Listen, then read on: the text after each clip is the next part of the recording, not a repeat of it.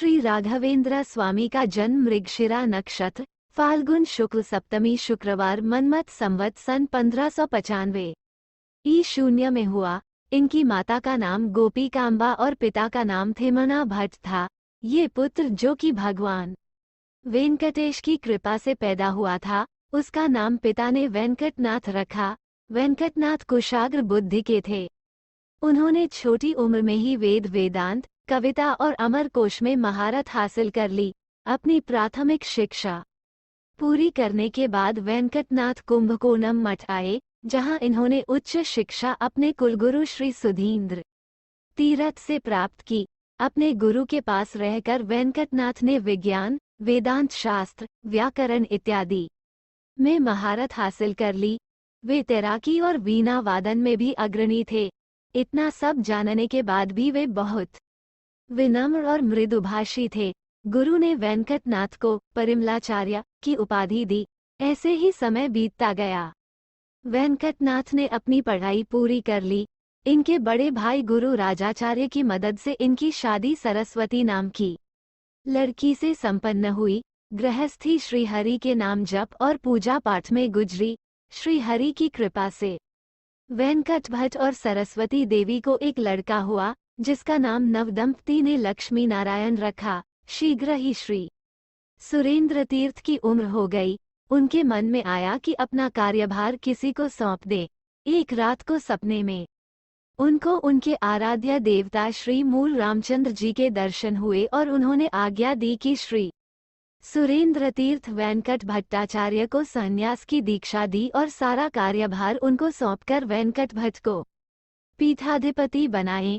जब ये सपने का पूरा वृतांत वेंकट भट्ट को सुनाया गया तो इतनी बड़ी जिम्मेदारी लेने के लिए पहले तो वे राजी नहीं हुए, पर बाद में इसे श्रीहरि की इच्छा जानकर उन्होंने स्वीकृति दे दी।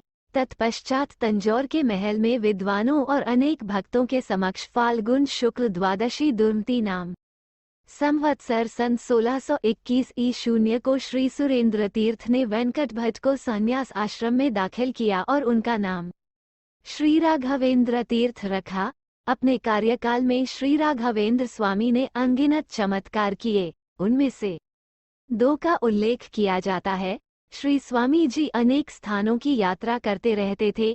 जब वे आदोनी गए तो उनकी सेवा एक अनाथ लड़के वेंकना ने की।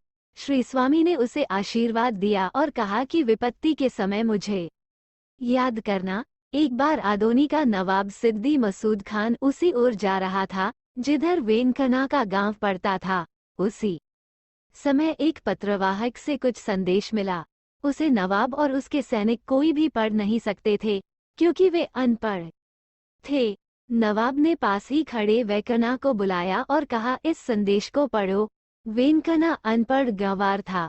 उसे कन्नड़ का एक अक्षर भी नहीं आता था। वह घबरा गया। उसने श्री राघवेंद्र स्वामी को याद किया। अचानक सारी भाषाएं उसके लिए ज्ञेय हो गईं। उसने फरमान नवाब को पढ़कर सुनाया। नवाब ने खुश होकर वेंकना को दीवान बना दिया। वेंकना जो अब दीवान बन गए थे, नवाब से श्री राघवेंद्र स्वामी की बहुत बड़ाई करते थे। नवाब ने सोचा कि क्यों न श्री स्वामी जी की परीक्षा ली जाए। नवाब तो कुटिल था। उसने एक टोकरी में मांस, मछली और शराब रख दिया और उसे कपड़े से ढककर श्री स्वामी के सामने पेश किया। श्री राघवेंद्र स्वामी समझ गए। उन्होंने शंख में जल भरकर उस टोकरे पर छिड़क दिया। नवाब ने जब टोकरे पर से कपड़ा हटाया तो क्या देखते हैं कि टोकरे में केवल फल और फूल हैं।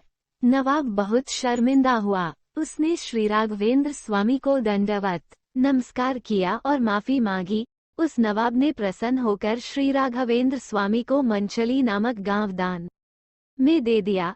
श्री स्वामी जी की इच्छा हुई कि वे अपने अंतिम दिन मंत्रालय में गुजारें। उन्होंने मंचाली में श्री वेंकटेश्वर का मंदिर बनवाया। उन्होंने वेंकना को वह जगह बताई जहां वृंदावन का निर्माण करना है, जहां वे समाधि लेंगे। आखिर वो नियत तारीख आ ही गई।